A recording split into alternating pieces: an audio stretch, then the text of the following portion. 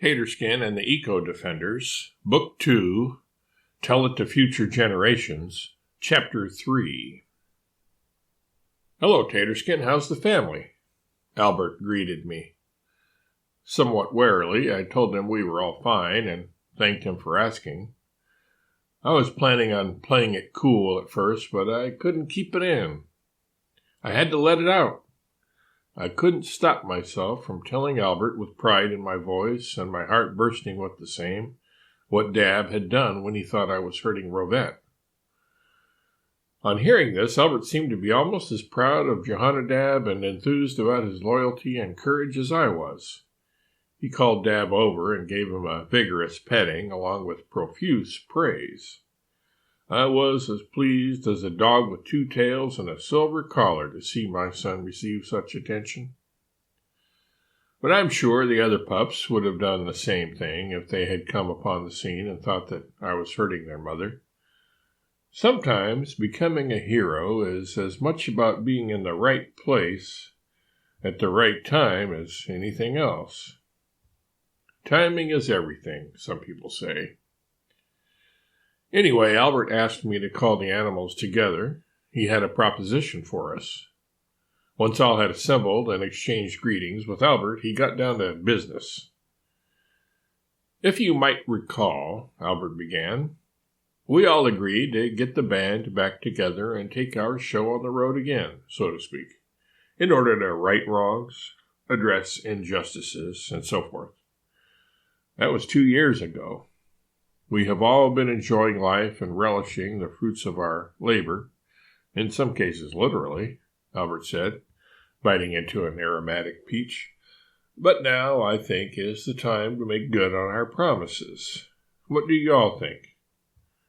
Albert always said y'all when addressing a group, even though he wasn't a Southerner.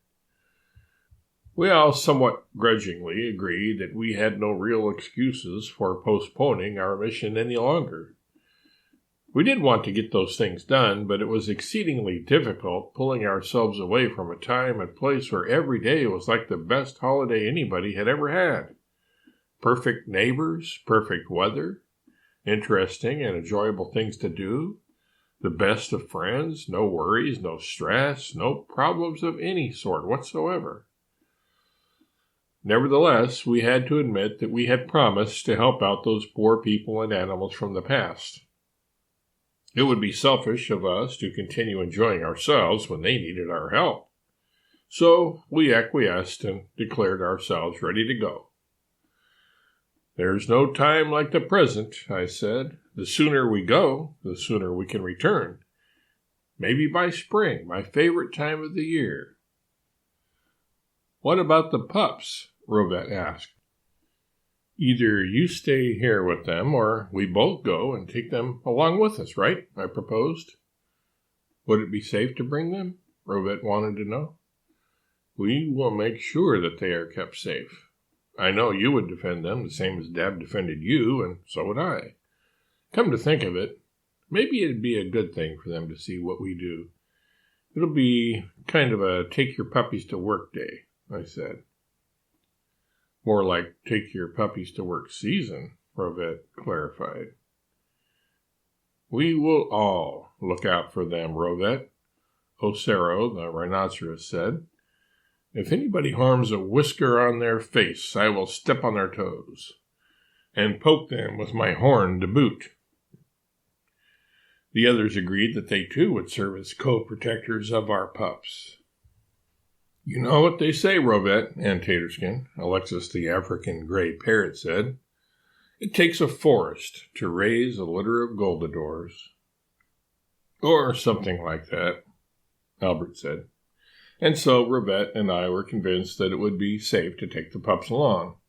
After all, who has ever successfully bested a group of animals consisting of a rhinoceros, a Bengal tiger, an African gray parrot, the most intelligent animal on the planet, a bearded dragon, a duck-billed platypus, and a pterodactyl, not to mention an orange tabby who takes its cues from the tiger.